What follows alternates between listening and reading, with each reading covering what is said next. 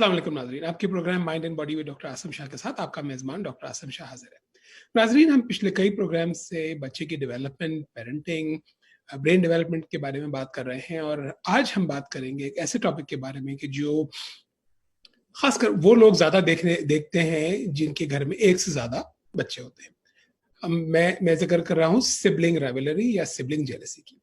Sibling jealousy वो है कि जब बहन भाई छोटे आपस में एक दूसरे से इनकी किसी बात पे लड़ाई होती है, फिर थोड़ी जेलसी पैदा हो जाती है और ये यूजुअली शुरू होता है कुछ लोग कहते हैं 3 साल की उम्र से और खासकर जब दूसरा बच्चा पैदा होता है तो उसके बाद ये शुरू होता है और ये it could be a very complicated problem और ये बहुत दिन भी चल सकता है और it could create a lot of issues जिसमें सेल्फ एस्टीम, डिप्रेशन, बहुत सारी चीजें। इसके बारे में हम आज बात करेंगे।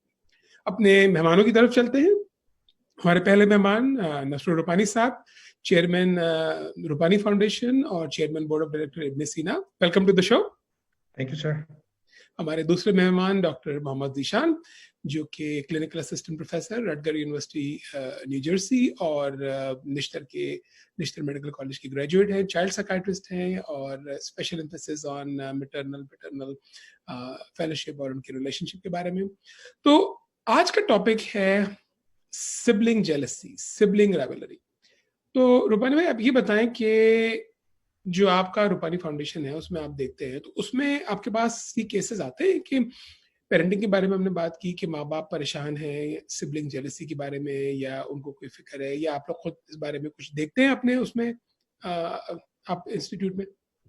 I mean, basically, thank you very much again, Dr. Shah. Bismillahirrahmanirrahim. नहीं, पहली बात तो ये कि हमारे जो साउथ एशियन पेरेंट्स हैं या जो साउथ सेंट्रल एशिया से आते हैं, इन्हें पता ही नहीं है कि सिबलिंग जेलसी होती क्या है। पहली बात तो हम बेसिकली एड्रेस करते हैं, हमारी जो प्रोग्राम्स हैं उसमें हम एड्रेस करते हैं कि how do you keep a balance between the two children. Because हम अगर हर साल एक बच्चा पैदा करते हैं तो उससे हम किस तरह से मैनेज करें कि ताकि वो इक्वल बेसिकली इक्वल रिस्पेक्ट दें ईच बच्चे को, ताकि बच्चे में जो है वो ये राइवलरी, मुझे उर्दू में कोई वर्ड नहीं आ रहा है, तो हमें यही कहेंगे सिबलिंग जेलसी में एक तरह से एक किस्म की जेलसी पैदा होती है। हम और हमें भी नहीं पता था, मुझे भी नहीं पता था, हमने भी हमारे घरों में ऐसे ही किया है कि हमारा जब सबसे बड़ा बच्चा हुआ तो हमने छोटे बच्चे को कहा कि भाई आप बड़े बच्चे की रिस्पेक्ट करें, आपका बड़ा भाई है, बड़ी बहन है, आप उसकी रिस्पेक्ट करें। लेकिन अगर हम छोटे बच्चे से हमेशा ही कहेंगे बड़े भाई की रिस्पेक्ट करेगा तो कभी उसका फ्रेंड बनेगा ही नहीं। वो शुरू से ही उससे वो जेलसी आ जाएगी कि बड़ा भाई है मेरा, मैं छोटा भाई हूँ, राइट, या छोटी बहन हूँ। तो एक तरह से हम इन चीजों को हम एड्रेस करना चाहिए हमें कि भाई पहले तो वो है कि हम म्यूचुअल रिस्पेक्ट दें, एक दूसरे की रिस्पेक्ट करें, और सबसे पहले तो हमारा एक्शन इज द की कि हम किस तरह से बच्चे की इज्जत करते हैं। वो सबसे बेहतरीन चीज है कि अगर हम बच्चे की इज्जत करेंगे तो बच्चे बाहर जाकर दूसरों की इज्जत से बात करेंगे। अगर हम बच्चों को रिस्पेक्ट नहीं देंगे और यही कहेंगे तो छोटा बच्चा है, और बच्चे को हम जिस तरह से एक बच्चे से बात करते हैं और हम एक अडल्ट से बात करते हैं उसमें काफी हम डिफरेंट तरीके से बात करते हैं। लेकिन हमें उस छोटे बच्चे से भी बिल्कुल अडल्ट की तरह से बात करनी चाहिए और रिस्पेक्ट देनी चाहिए, ताकि it's like same thing, serve and return, we serve them and to see that thing return to us or to the community. So we do address, so basically again I can talk for hours, but this is very critical कि हम इस चीज को definitely address करें। हमारे programme में हम address करते हैं, डिस्कस करते हैं और पेरेंट्स को अवेयरनेस लाते हैं ताकि वो अपनी इन बातों को जहन में रखें, क्योंकि पहला बच्चा होता है, हम सब कुछ दे रहे हैं उनको, and we just give them everything, right? He's our main toy, we keep playing with that toy. The second child comes in, then we just put that first child on the side and now we taking care of the second child, right? तो first child को फौरन jealousy पैदा होती है कि why I was put on the side. हम इस चीज को एड्रेस करते हैं और डिस्कस करते हैं। ठीक, तो ये जो आपने बात की कि of course sibling jealousy, sibling rivalry जो है वो 2 या 2 से ज्यादा बच्चे हो तभी होती है। और एक स्टडी के मुताबिक कम से कम 1 घंटे में 8 से ज़्यादा टाइम या 8 से ज़्यादा दफ़ा सिबलिंग जेलसी, सिबलिंग राइवलरी नज़र आती है, और it can be significant problem. तो ज़िशान ये बताएं कि in some ways it is normal कि होती है ये, लेकिन इसको कैसे प्रिवेंट कर सकते हैं? अब कई लोग ये कहते हैं कि माँ बाप को अंदाजा होता है, पता होता है कि दूसरा बच्चा घर में आने वाला है, तो आप पहले बच्चे को प्रिपेयर करें उस बारे में थोड़ा सा कि भाई another person is gonna come and all of that. क्या उसका तरीका है कि आप सिबलिंग जेलसी को कम कर सकते हैं, या पहले तो ये बताएं कि उसको प्रिवेंट कैसे कर सकते हैं? जी, थैंक यू डॉक्टर कर भी सकते हैं कि नहीं? शाह। जी बिल्कुल कर सकते हैं, और मुझे खुशी हुई कि आपने मेंशन किया कि ये नॉर्मल फिनोमेना है, लेकिन जब चीजें अगर ठीक ना हो तो फिर चीजें खराब की तरफ हो सकती हैं। तो अब इसको प्रिवेंट कैसे करना चाहिए? इसमें कुछ चीजें हैं। पहली मैं एक आपको शेयर करूंगा। डॉक्टर थॉमस बॉयस हैं, उन्होंने बच्चों को 2 इकसाम में डिवाइड किया है, ठीक है। उन्होंने एक किस्म के बच्चों को बोला है डैंडेलाइन। डैंडेलाइन एक पौधा होता है जिसमें पाकिस्तान में छुई मुई का पौधा होता है, उसको हम फूंक मारते हैं वो उड़ जाता है, ठीक है, तो और विश करते हैं। तो डैंडेलाइन पौधा ऐसा होता है कि किसी भी टफ एनवायरनमेंट में ग्रो हो जाता है, ठीक है। डैंडेलाइन किड्स वो होते हैं कि उनको अगर आप कोई भी सख्त बात कहें, कुछ भी कहें, उनको ऊपर इतना फर्क नहीं पड़ता। सख्त जान बच्चे हैं, ठीक है।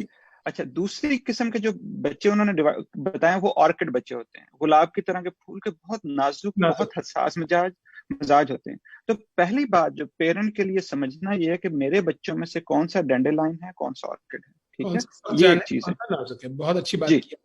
अच्छा, दूसरी चीज ये है जो मैंने आपको पहले मेंशन किया, एरिक एरिक्सन साइकोलॉजिस्ट हैं, उन्होंने डिवाइड किया है स्टेजेस में। अब डिपेंड करता है कि अगर गैप, अब फॉर एग्जांपल अगर 2 साल का गैप है, ठीक है, तो जो पहला बच्चा है वो उस स्टेज में है कि जहां पे वो जो है ना, उसको ऑटोनॉमी चाहिए होती है अपने आप को, ठीक है, उसको चाहिए होता है कि मुझे इंपॉर्टेंस दी जाए, ठीक है।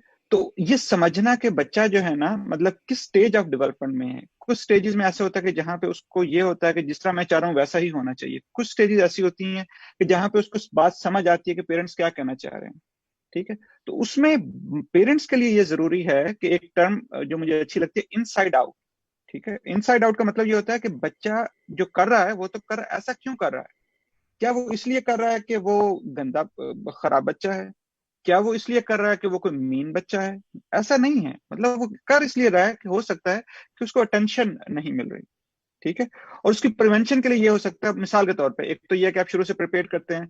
दूसरा आप ये कर सकते हैं कि जैसे अब दूसरा बच्चा आया तो एक पेरेंट थोड़ा सा पहले बच्चे के साथ थोड़ा सा टाइम ज्यादा स्पेंड करना शुरू कर दे, और स्टार्ट हैविंग दिस कन्वर्सेशन कि आप थोड़ा सा दूर लग रहे हो, जिससे मैंने वैलिडेट किया ना, आप थोड़ा सा चिड़चिड़ापन लग रहे हो, क्या उस बच्चे की वजह से आपको कुछ ऐसा फील हो रहा है? और उस तरह की कन्वर्सेशन उससे शुरू कर दें और उसको इंपॉर्टेंस दी जाए। सारे मसले खराब होते हैं जब हम इंपॉर्टेंट एक को देना शुरू कर देते हैं और दूसरा जो है वो इग्नोर फील करते हैं। अच्छा, इसमें 2 चीजें जो रह गई हैं वो ये कि क्या किसी तरह से माँ बाप बच्चे को प्रिपेयर कर सकते हैं कि जी another one is coming, is it a good idea to do it, और क्या? Sir okay, please doctor Zeeshan, sorry बहन, माय अपॉलॉजीज। जी नहीं कोई इसमें बिल्कुल, आई थिंक देखें, कोई भी चीज, आई थिंक नसरू भाई ने पहले भी बताया कि बच्चे की तो जो सारी डेवलपमेंट होती है वो बहुत जल्दी शुरू हो जाती है, ठीक है। तो बच्चे को मतलब यहाँ यूएस में तो आपने देखा है कि बुक्स होती हैं कि जो पेरेंट्स बच्चे को बताना शुरू कर देते हैं जब माँ प्रेग्नेंट होती है, ठीक है। आप बच्चे को, यहाँ पर तो आपने देखा होगा, बच्चे को स्ट्रोलर ले देते हैं, उसमें बेबी डाल देते हैं और फिर वो उनको बताते हैं कि यार बच्चा जब आएगा तो उसको ऐसे करोगे।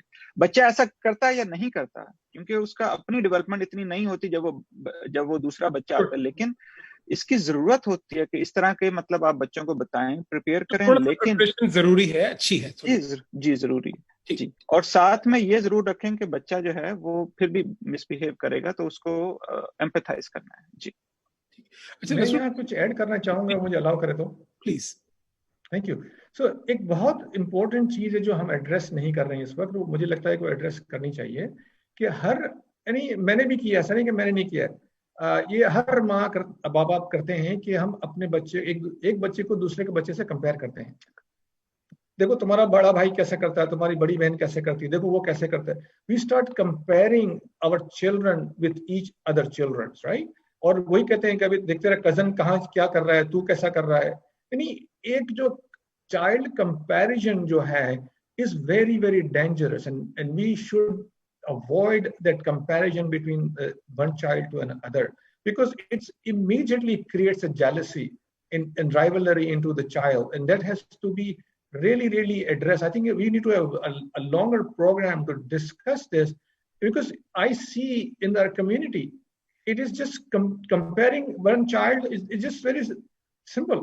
देखो तुम्हारा भाई कैसे करता है, देखो तुम्हारी बहन कितना अच्छा कर रही है, और वो फिर एक घर के अंदर एक जेलसी जो शुरू हो जाती है, it just goes for the entire life. Sorry जी. तो आपने बहुत अच्छी बात की नसरुल भाई कि एक तो ये कि जो अब तक हम लोगों ने बातें की उसमें ये कि हम बच्चे को थोड़ा प्रिपेयर भी कर सकते हैं इस बारे में. फिर ये कि अगर दूसरा बच्चा है तो पहले बच्चे पे से अटेंशन कम ना हो, एम्पैथी रखें और कंपेयर ना करें दूसरे बच्चों से. That's a big problem. उससे बड़े मसले क्रिएट होते हैं और ये हमें बिल्कुल नहीं करना चाहिए. अच्छा, और दूसरा ये कि अगर माँ बाप बच्चों पे टाइम देंगे, बात करेंगे, समझाएंगे तो ये प्रॉब्लम रिजॉल्व हो सकती है. तो ये सब बहुत अच्छी बात है. अब हमारा वक्फे का वक्त हो जा रहा है, लेकिन वक्फे से पहले मैं अपने स्पॉन्सर्स इब्न सीना का शुक्रिया अदा करूंगा जो हमारे इस प्रोग्राम को हमेशा स्पॉन्सर करते हैं, हमें मौका देते हैं कि हम नाज़रीन मुख्तलिफ मालूमाती टॉपिक्स लेके आए, आप लोगों से शेयर कर सकें, because our purpose is to spread the knowledge and reduce the stigma of mental illness. तो we appreciate our sponsors for that. Stay with us. After the break we'll catch up on the same issue.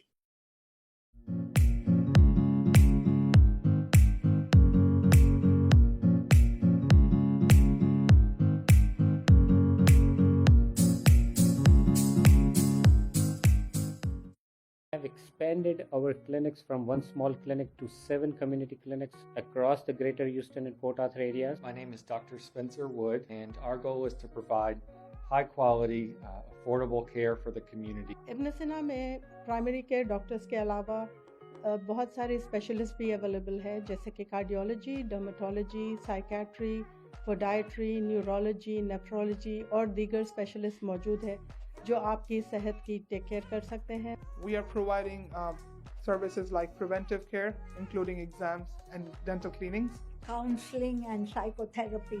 If medicine taken properly can give a good life. इब्न सीना की services जो medical services से शुरू हुई थी वो expand हुई medical, dental, diagnostic, speciality care and mental health services. हमने specially mental health services since last 1 year से एक्सपेंड की है.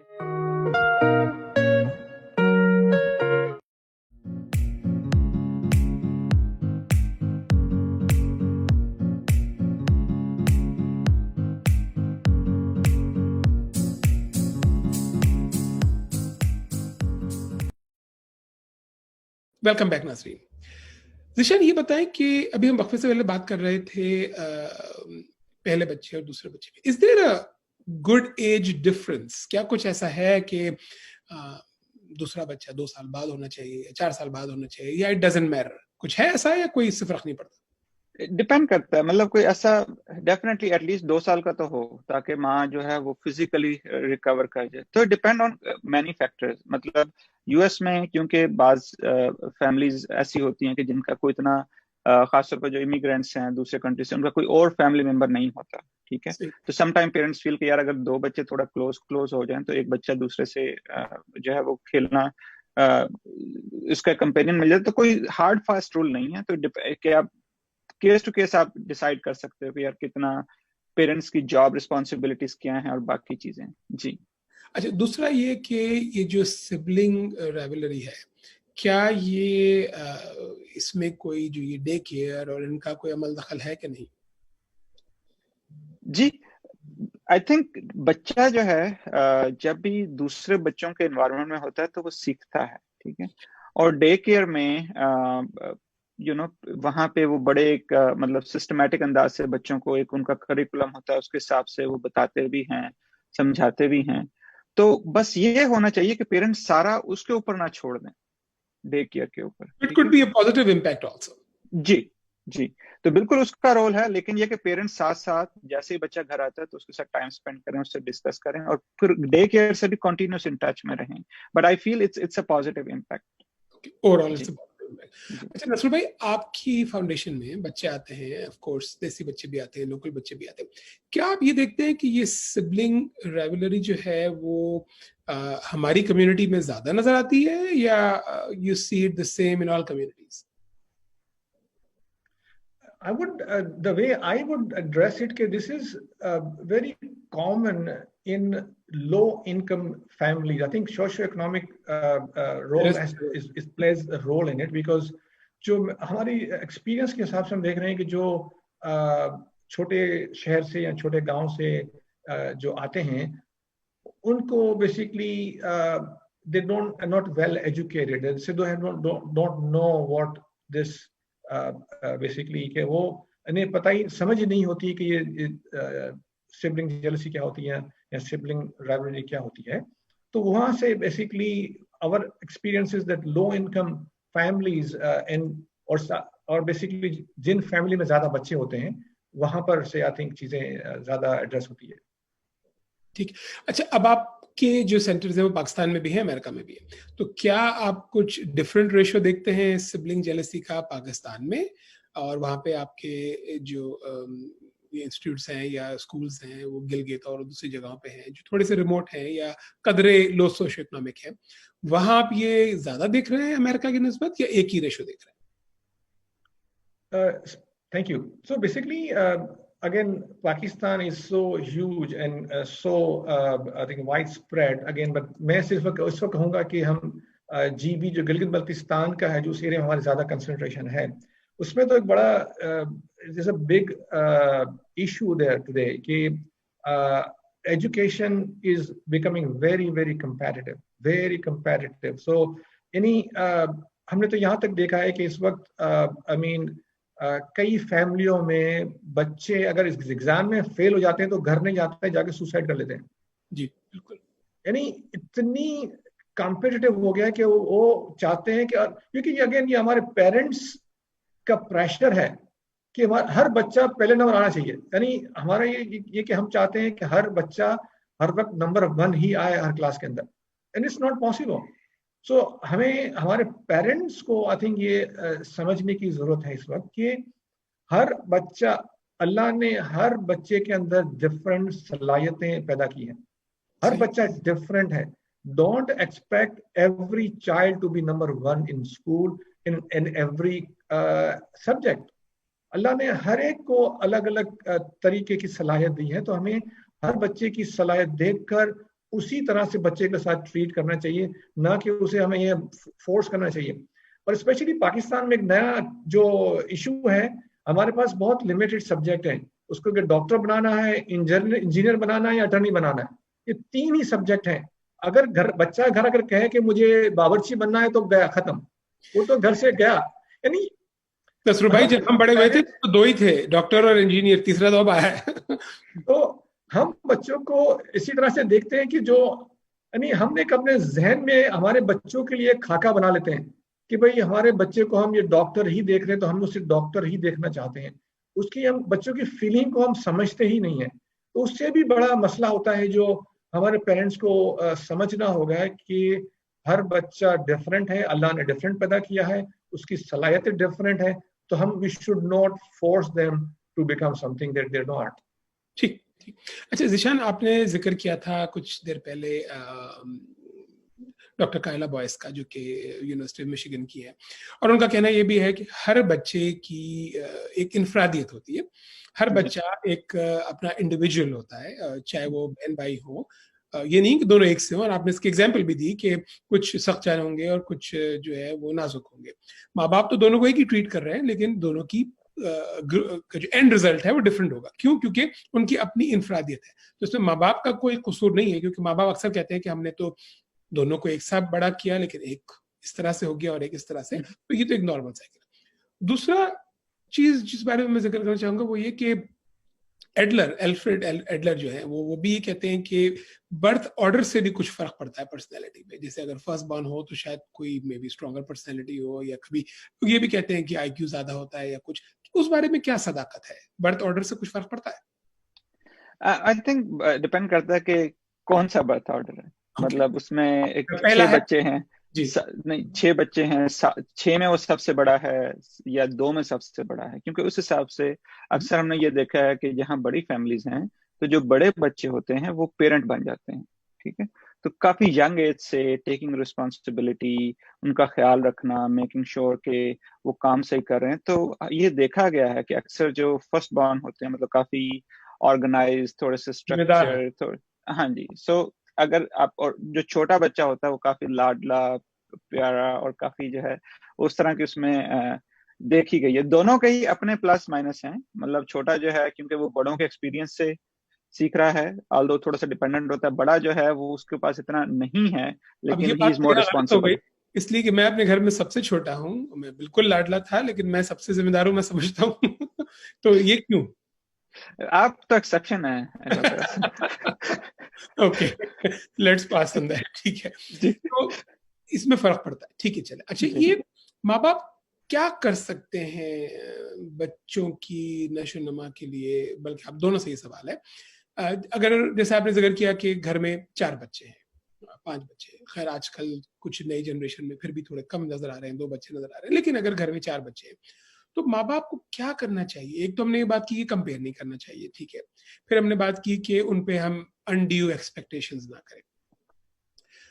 आपसे ये सवाल है ज़ीशान कि आप ये बताएं कि ये सिबलिंग राइवलरी से क्या क्या मेंटल हेल्थ इफेक्ट्स हो सकते हैं, और फिर मैं नसरुल भाई कर जाऊंगा।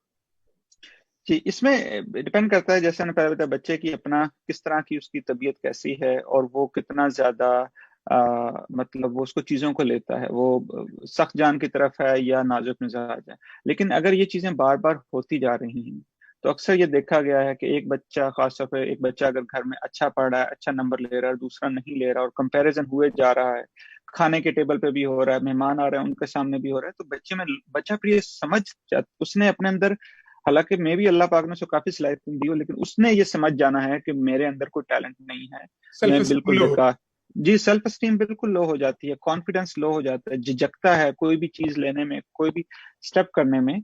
तो इससे बच्चा, और फिर ये चीजें जब एड्रेस नहीं होती तो डाउन द रोड मतलब डिप्रेशन, एंजाइटी, और उस तरह, और फिर स्कूल ड्रॉप आउट, और उसके लो स्कूल परफॉर्मेंस, जब स्कूल भी जाता है तो वहां पर भी वो यही इसी तरह का उसी कश्मकश में ही रहता है कि यार मैंने ये कहना था लेकिन मेरे पेरेंट ने ऐसे कह दिया। वो तो तो फिर आप बिल्कुल, हाँ, वो उस कश्मकश से नहीं निकल पाता।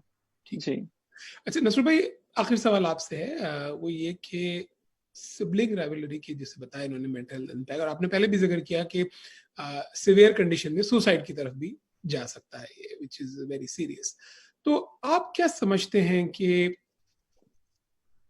क्या हम लोगों को चाहिए कि बच्चे के पैदा होने से पहले ही माँ बाप को, क्योंकि आप फोकस करते हैं इवन प्री बर्थ, हमें इस बारे में एजुकेट करना चाहिए, ट्रेन करना चाहिए, या बाद में भी करें तो काम हो सकता है? Again, Raksab, this is basically, I would say it's a process of learning and experiencing. Okay. You cannot learn everything. It's just basically we just need to be mindful of what is going on around us. Nobody can make you perfect. Human are not going to be perfect. Allah is the only one who's perfect. We are imperfect, right? So we just have to be mindful, and we need to learn and see what is going around us, and we just learn from our experiences. Definitely, there is so much information today online, on Google.